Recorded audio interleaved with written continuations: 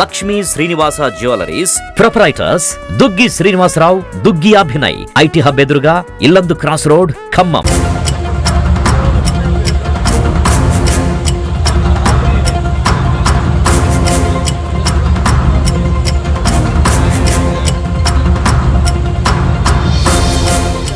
ఇది bypass bridge area. Bridge పక్కన Buranpuram railway bridge పక్కన మా ఇల్లు. ఈ వర్షం వచ్చినప్పుడు ఇది పెద్ద ప్రాబ్లం అయిపోతుంది మాకు. 2-3 సార్లు కార్పొరేటర్కి చెప్పినా కానీ ఆ కార్పొరేటర్ వారు వర్కర్స్ చెప్పాడు, వాళ్ళేమో రారు, ఏమి రారు. నీళ్ళు ఇట్లా ప్రతిసారి మాకు ఇది ఒక పెద్ద ప్రాబ్లం అవుతుంది. ఈ విషయాన్ని మీరు కొంచెం పట్టించుకో. దోమలు ఉంటున్నాయి ఇక్కడ, చెట్లు. ఇది వర్షం వచ్చినప్పుడల్లా ఈ నీళ్లు మునుగుతుంది. ఇదంతా మీరు ప్రత్యక్షంగా చూడగలరు ఈ విషయాన్ని. రైల్వే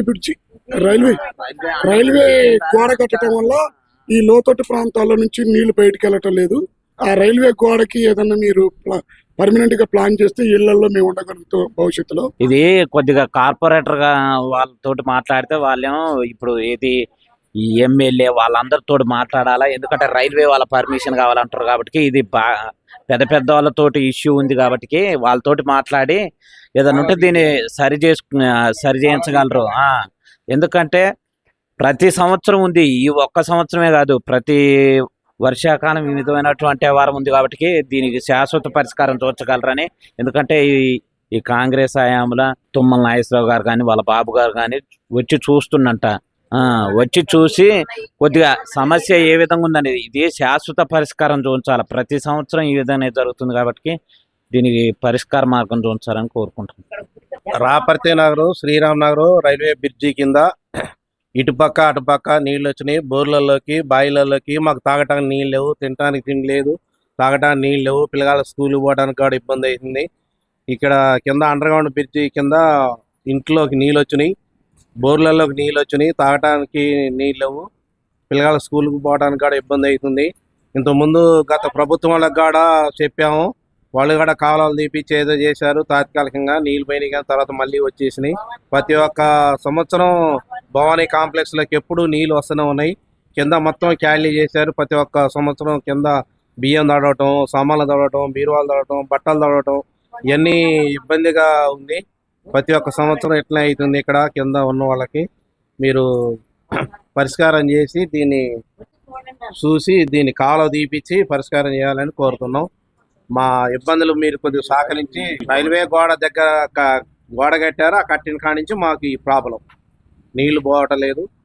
మాకు స్కూల్కి పోవడానికి పిల్లగాళ్ళకి కానీ తాగే నీరు, బోర్లలో బాయిలలోకి నీళ్ళు తాగడం, నీళ్లు పోకుండా ఉండటం ఇది జరుగుతుంది. ఆ మోరీ దాకా కాలువ తీపిస్తే ఈ నీళ్లు డైరెక్ట్గా వెళ్ళిపోతాయి. ఇక్కడ దాకా తీస్తున్నారు, రైల్వే దానికాడ ఆగిపోతున్నాయి, ఇళ్లలోకి బోర్లలోకి నీళ్ళు వస్తున్నాయి. పిల్లగాళ్ళ స్కూల్కి పోవడానికి, మాకు జనాలు తిరగడానికి, రావడానికి, పోవడానికి ప్రతి ఒక్కదానికి కూడా ఇబ్బంది కలుగుతుంది మాకు. నా పేరు పాండురంగాచార్యులు, రాపర్తి నగరు, శ్రీరామ్ నగరు. ఇక్కడ గత 8 సంవత్సరాల క్రితం ఇల్లు కట్టుకున్నాము. ఇల్లు కట్టుకున్నప్పటి నుంచి కూడా వర్షాకాలం వచ్చిందంటే ఇదే ప్రాబ్లం. మాకు డ్రైనేజీలు లేవు. సంవత్సరానికి 10,000 పైగా ఇళ్ల పన్నులు కడుతున్నాం. అయినా కూడా మాకు ఈ డ్రైనేజీలు, ఈ కాలువల నిర్మాణం లేకపోవటం వల్ల ఈ ఇళ్ల పక్కన నీరు నిలబడి దోమలు, పాములు మరీ చికాకుగా ఉంది. బోర్లల్లోకి, బావుల్లోకి నీళ్లు బాగా చేరి చాలా ఇబ్బంది పడుతున్నాము. పిల్లలు స్కూళ్ళకు పోవాలన్నా, ఆటోలు పోవాలన్నా మొత్తం రోడ్డు మొత్తం బ్లాక్ అయిపోయి చాలా ఇబ్బంది పడుతున్నాం. అధికారులకి సమస్య ఈ డ్రైనేజ్ వ్యవస్థ సరిగా లేకపోవటం వలన ఇవన్నీ కూడా మీకు ఇళ్లలోకి నీరు చేరుతుందని చెప్తున్నారా? అవును సార్, మాకు ఈ డ్రైనేజ్ సమస్య లేకపోవటం వల్లనే, ఈ కాలువల నిర్మాణం లేకపోవటం వల్ల ఈ ప్రాబ్లం. నా పేరు రమ్యకృష్ణ అండి. నేను కేజీబీవీలో జేఎల్గా తెలుగు చేస్తాను. ఇక్కడ మేము కట్టుకొని 8 సంవత్సరాలు అవుతుందండి ఇల్లు కట్టుకొని. కూడా డ్రైనేజ్ సిస్టమ్ బాగా ఇబ్బంది పెడుతుంది. దానివల్ల పాములు, దోమల వల్ల ఇప్పుడు డెంగ్యూ ఫీవర్స్ కూడా రావడానికి అవకాశం ఉంది. ఇది చాలా ఇబ్బందికరంగా ఉంది. మనకి అధికారులకు ఎంతమందికి కూడా విన్నవించుకున్నా కూడా ఎటువంటి రెస్పాన్స్ అనేది లేదు. వాళ్ళు ఏమన్నా కొంచెము మంచిగా ఈ కాలువలు అవి కొంచెం తీసేసి మంచిగా చేస్తే ఈ వాటర్ అనేది స్టాగ్నేట్ కాకుండా ఉంటే మాకు కొంచెం బాగుంటుంది అని చెప్పేసి మేము డ్రైనేజ్ వ్యవస్థ సరిగా లేకపోవడం వల్ల మీకు ఇళ్లలోకి నీళ్ళు వస్తున్నాయని చెప్తున్నారు. ఇళ్లలోకి నీళ్ళు వచ్చేస్తున్నాయి. మొన్న వరద వచ్చినప్పుడు కూడా మొత్తం అసలు మునిగిపోయింది మాది. ఆ, వరదల వల్ల ఇళ్ళని మునిగిపోయినాయి. దానికి ఎటువంటి ప్రాబ్లం లేకుండా చాలా ఇబ్బంది పడ్డాము అప్పుడు. ఉమ్. కానీ ఎప్పుడు వచ్చినా కూడా వచ్చేసి చూసేసి వెళ్ళిపోవటమే కానీ దానికి తగినటువంటి పరిష్కారం అనేది చూపించటం లేదు మాకు. దానికి మెయిన్ ఏంటంటే మాకు ఈ డ్రైనేజ్ సమస్య బాగా ఉంది. దీనికి తగిన పరిష్కారం చూపించాలని మేము అధికారులను కోరుకుంటున్నాము. కాలువల నిర్మాణం జరిగితే మాత్రం ఖచ్చితంగా ఈ కాలువల్లోకి వాటర్ వెళ్ళిపోతాయి. వాటర్ అనేది స్టాగ్నేట్ కాకుండా ఉంటాయి. దోమల ప్రాబ్లం ఉండదు. మాకు ఈ ఇళ్లలోకి నీళ్లు రాకుండా ఉంటాయి. ఇంతకు ముందు కూడా ఈ అధికారులకి చాలా సార్లు కంప్లైంట్ చేయడం జరిగింది, దరఖాస్తులు కూడా ఇచ్చాం, అయినా కూడా ఎవరు పట్టించుకోవట్లేదు. అది దరఖాస్తుల వరకే ఉంది పరిమితం. మాత్రం పక్కన ఖాళీ ప్లాట్ ఉందండి, మరి ఎవరిదో కూడా తెలియదు అసలు. ఆ వాటర్ అనేది మొత్తం అంతా కూడా అట్లానే ఉండిపోయింది. దీనికి తోడు ఆ పైన బ్రిడ్జ్ పక్కన ఈ పందులు అవి కోస్తారు. ఆ కోసినటువంటి ఆ వేస్టేజ్లు అవి ఈగలు అవి అన్ని ఆ కాలువలోంచే ఇటు నుంచే పోతాయి, వచ్చి ఇంటి పక్కన చేరి చాలా ఇబ్బంది పడుతున్నాం. పోయినసారి అవి ఫోటోలు తీసి కూడా మున్సిపాలిటీ ఆఫీస్ పెట్టడం జరిగింది. అన్ని చేస్తూనే ఉన్నాం. మా వంతు ప్రయత్నంగా మేము చేస్తూనే ఉన్నాం కానీ అధికారుల నుంచి కరెక్ట్ గా రాలేదు మాకు.